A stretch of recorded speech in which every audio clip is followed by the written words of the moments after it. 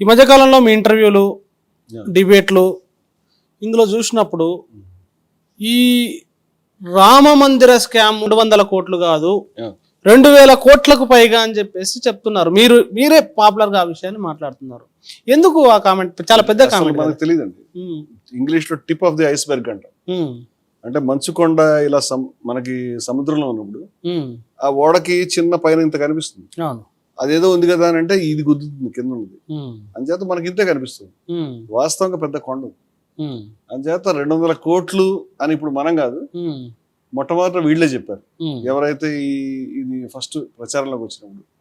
ఇవాళ చూస్తే అది టిప్ ఆఫ్ ది ఐస్బర్గ్. 200 కోట్లు కాదు, అది 2000 కోట్లని నేను ప్రత్యేకంగా చెప్పలేదు. కానీ అసలు ఏమన్నా 1,00,000 కోట్లకి వెళ్ళింది అని కూడా 1,00,000 కోట్ల తెలియదు మనకి. అంటే ఎందుకంటే 1,00,000 కోట్లు అంటే చాలా అంటే నేను చెప్తానండి. మనం భారతదేశంలో ఇన్ని రాష్ట్రాలు ఉన్నాయి. ప్రతి ఒక్క గ్రామంలో అంటే బీజేపీ అధికారంలో ఉన్న లేకపోతే రాష్ట్రాలను లేకపోతే బీజేపీకి పట్టున్నటువంటి ప్రాంతాలని చెప్పడానికి ఏమీ లేదు. ఆల్మోస్ట్ భారతదేశంలోనే ప్రపంచంలోనే అత్యంత పెద్ద సంస్థ మాదని ఆర్ఎస్ఎస్ వాళ్ళు చెప్తా ఉన్నారు. ఈ సంఘ పరివార్కి చెందినటువంటి సంస్థలు 1900 సుమారుగా 84లో ఇందిరాగాంధీ గారు చనిపోయారు. 85లో ఎన్నికల్లో జరిగిన దాంట్లో ఒక పెద్ద వెల్లువ ఆవిడకి సానుభూతి, ఆవిడ హత్యకి సానుభూతిగా భారతదేశంలో ప్రజలు స్పందించబట్టి 2 సీట్లు బీజేపీకి వచ్చాయి. ఈ 2 సీట్లు కూడా ఒక సీటు ఎన్టీ రామారావు గారి పుణ్యం. ఎందుకంటే ఎన్టీ రామారావు గారిని పదవి నుంచి దింపారనేటువంటి బాధ వల్ల తెలుగు ప్రజలు జాతి మొత్తంగా ఒక భిన్నంగా స్పందించారు. ఎందుకంటే ఇక్కడ ఎన్టీ రామారావు గారిని అవసరం అపోజిషన్గా ఆ రోజు తెలుగుదేశం పార్టీ వెళ్ళింది. అది పరిస్థితి. ఆ 2 సీట్లలో ఒక సీటు ఎన్టీ రామారావు గారి సానుభూతి, అది కూడా వచ్చేది కాదు. అంచేత అంత ఘోరమైన అవమానం ఎప్పుడు జరగలేదు వాళ్ళకి. అప్పటిదాకా గాంధీ సోషలిజం అని పట్టుకుని వెళ్ళినటువంటి ఈ పార్టీ వాళ్ళు అంటే వాస్తవంగా వాళ్ళ హృదయంలో వాళ్ళు గాంధీకి వ్యతిరేకమే, సోషలిజానికి వ్యతిరేకం. మీరు చూడండి, దత్తాత్రేయ హోసబలే గారు ఏమన్నారు మొన్న? సోషలిజం పనికిరాదు అని చెప్పారు. సోషలిజం పనికిరాదు, సెక్యులరిజం పనికిరాదు, అదే కదా గోల. ప్రియాంబుల్లో అన్యాయంగా చేర్చారు. కానీ బయటకు వచ్చినప్పుడు మాత్రం మరి గాంధీ హత్య మీద వాళ్ళకి ఆరోపణలు ఉన్నాయి. సరే మేము చేయలేదంటే ఓకే, మీరు చేయకపోవచ్చు, కానీ ఈ యొక్క ఐడియాలజీని మీరే పుట్టించారని సర్దార్ పటేల్ గారు చెప్పాడు. ఏ ఐడియాలజీ, ఏ దుర్మార్గమైన విషపూరితమైనటువంటి భావజాలం జాతిపిత మహాత్మా గాంధీ హత్యకు కారణమైందో దాన్ని నువ్వే పుట్టించావు, నువ్వే సృష్టించావయ్యా అని డైరెక్ట్గా ఆ రోజు వాళ్ళ యొక్క సంఘచాలకుగా ఉన్నటువంటి గోల్వాల్కర్ గారికి రాసినటువంటి ఉత్తరాల్లో సర్దార్ పటేల్ గారు, భారతదేశపు ప్రథమ హోంమంత్రి గారు, వారే చెప్పారు. హోంమంత్రికి అంత పెద్ద, పటేల్ గారికి అంత పెద్ద విగ్రహం పెట్టారు వీళ్ళు. అది కూడా శత్రువులు ఎవరో కాదు, డైరెక్ట్గా ఆర్ఎస్ఎస్ వాళ్ళే ప్రింట్ చేసుకున్నటువంటి ఈ ఉత్తర ప్రత్యుత్తరాల్లో మనకు కనిపిస్తుంది. మనం గతంలో దీన్ని చర్చించుకున్నాం. అంచేత ఈ భావజాలాన్ని పుట్టించడం అనేటువంటిది ఇప్పుడు ఒక పక్క గాంధీ గారిని రోజు అనునిత్యం, ఒక ఆశ్చర్యమైన విషయం చెప్తాను మీకు, ఆర్ఎస్ఎస్ వాళ్ళు అనునిత్యం కొంతమంది పేర్లు తలుచుకుంటారు, పెద్ద మహాత్ముల పేర్లు, పెద్దవాళ్ళ పేర్లు. ఆ అనునిత్యం చదివేటువంటి ఒక స్తోత్రం ఉంది. ఆ ప్రతిరోజు ప్రతి ఒక్క కార్యకర్త చదువుతాడు. దాంట్లో గాంధీ గారి పేరు, అంబేద్కర్ పేరు కూడా ఉందని చాలా ఆశ్చర్యం. కానీ ఒక్క పుస్తకాన్ని కూడా గాంధీ గారి గొప్పతనాన్ని గురించి ఇప్పటిదాకా ఆర్ఎస్ఎస్ ప్రచురణలో, వాళ్ళ పరివార ప్రచురణలో ఒక్క బుక్ నేను చూడలేదు. కానీ గాంధీని ఆర్ఎస్ఎస్ కార్యకర్త, గ్రామంలోని కార్యకర్త ఇట్లా కదిపినా ద్వేషిస్తాడు. కానీ స్తోత్రంలో పొగుడుతారు. గోల్వాల్కర్ కూడా గొప్ప మహానుభావుడని స్టేట్మెంట్లు ఇచ్చాడు ఆ రోజుల్లో. అలాగే మొన్న భాగవత్ గారు కూడా గాంధీ గారి స్టేట్మెంట్లు ఇచ్చారు. సరే, గాంధీ గారిని పక్కన పెట్టడం, గాంధీకి వ్యతిరేకం ఇన్ ఎసెన్స్, కానీ సోషలిజానికి వ్యతిరేకం. ఈ 2 వ్యతిరేకమైనప్పటికీ ఆశ్చర్యం ఏంటి, బీజేపీ పుట్టగానే గాంధీ సోషలిజం అంటే ఇక్కడ చర్చ ఇక్కడ రామ మందిర నిధుల గురించి మాట్లాడుతుంటే బీజేపీ ఆర్ఎస్ఎస్ ఎందుకు వచ్చింది చెప్తానండి. అంటే బీజేపీకి 1985లో ఈ అవమానం జరగకపోయి ఉంటే, అంటే ఇందిరాగాంధీ గారు చనిపోకపోయి ఉంటే, మరి బీజేపీ గాంధీ సోషలిజం ద్వారా ఎదగడం సాధ్యమని అనుకుని ఉంటే అదే విధానాన్ని ముందుకెళ్ళేది తప్పితే ఈ హిందూ మతాన్ని, హిందూ మత ఉన్మాదాన్ని లేకపోతే ఆవేశాలను రెచ్చగొట్టే విధానంగా వెళ్ళేదే కాదు. ఏ క్షణానైతే 2 సీట్లకు వెళ్ళి పడిపోయారు, అప్పుడు పార్టీలో పునరాలోచన వచ్చి లేదు మనం దీనికి సంబంధించి హిందూ మతోన్మాదాన్ని మన ఎజెండాగా తీసుకోవాలనేటువంటి విధానానికి వచ్చి లాల్ కృష్ణ అద్వానీ గారు ఒక రాజకీయ నాయకుడు, ఆ రోజు ఆయన ప్రధాని అవుతాడు అనేటువంటి ఒక పెద్ద అగ్రశ్రేణి నాయకుడు. వాజ్పేయి గారు ప్రధాని అయినప్పటికీ అద్వానీ తక్కువడు కాదు, అద్వానీ కూడా గట్టి పట్టున్నటువంటి నాయకుడు.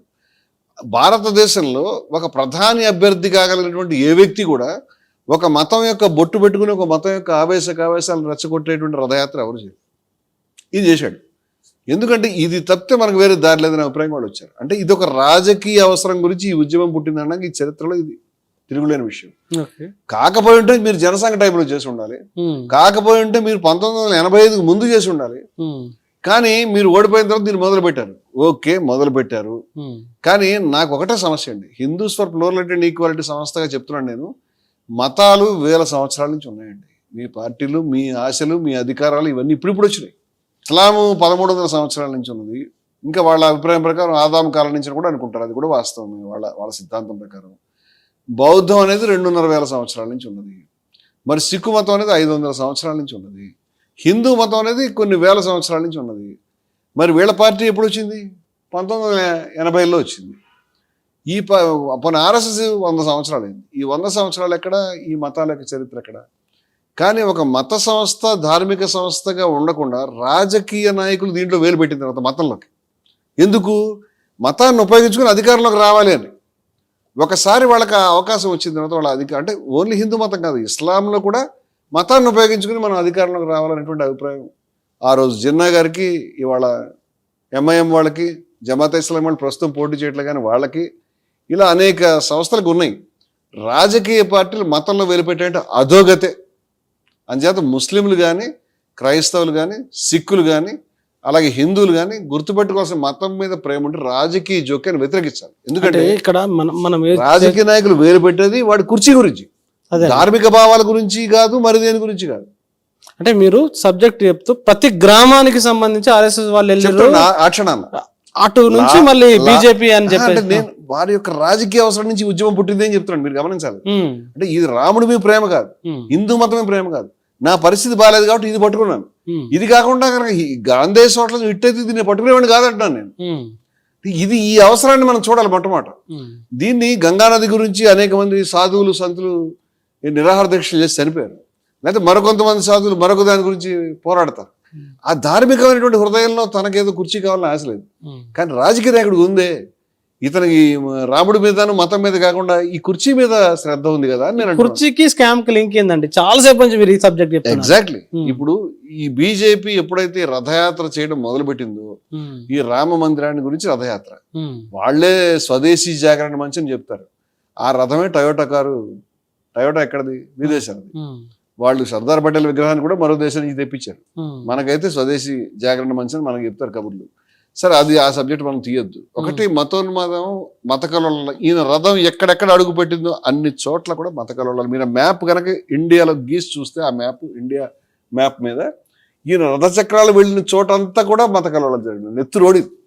ఎందుకంటే వీళ్ళు అధికారంలో రావడానికి చేశారు ఈ పని.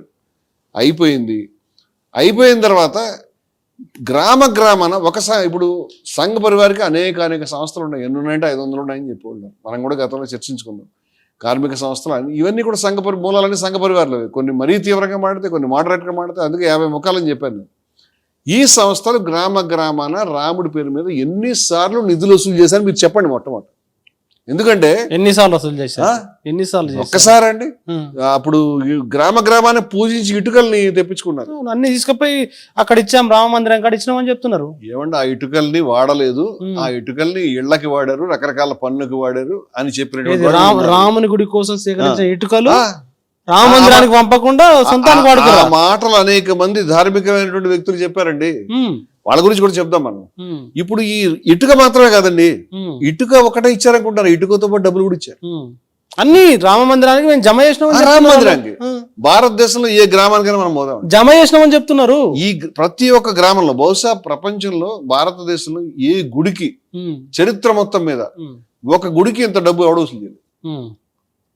ఎన్నో గుళ్ళు మనకి చాలా వైభవపేతం కట్టి ఉన్నాయి. మామూలుగా చాలా మంది రకరకాల ధార్మిక సంస్థలు కడతారు. ఇస్కాన్ వాళ్ళు చాలా టెంపుల్స్ కట్టారు. గ్రామాన ఈ స్థాయిలో వసూలు, ప్రతి అపార్ట్మెంట్ లో, ప్రతి ఫ్లాట్ లో కూడా డబ్బులు వసూలు. ప్రతి ఊర్లో డబ్బులు వస్తుంది. ప్రపంచం అంతా, మన భారతదేశానికి ప్రపంచంలో మీకు ఎక్కడెక్కడ సాగాలి అన్ని చోట్ల నుంచి కూడా రాముడికి భక్తితోటి కానుకలు అర్పించారు, డబ్బులు ఇచ్చారు, వసూలు చేశారు. అవన్నీ జమ కాలేదా? అవి ఒక్కరోజు కాదు కదా, నాట్ వన్స్. ఇప్పుడు కాదు విషయం, గుడి కట్టకముందే. అసలు ఈ బాబ్రీ మసీద్ కూల్చివేతకు ముందే స్తంభాలు తయారైనాయండి. స్తంభాలన్నీ చెక్కిన స్తంభాలు. ఆ రోజుల్లో ఫోటోల్లో పత్రికల్లో మీరు చూస్తే 89 నాటికే పెద్ద పెద్ద స్తంభాలు కనిపిస్తాయి. అంటే ఆ వర్క్ జరుగుతుంది. ఈ స్తంభాలు, ఈ డిజైన్ ఊరూరా ప్రచారం చేయటం, ఈ డబ్బులు వసూలు చేయటం, అలాగే శిలాన్యాస్ పేరు మీద ఇటుకల్ని పూజ చేసి పంపించండి, అక్షింతలు తీసుకోండి, లేకపోతే ఇంకోటి చేయండి, ప్రతి దాంట్లో డబ్బులు, ప్రతి దాంట్లో ప్రచారమే.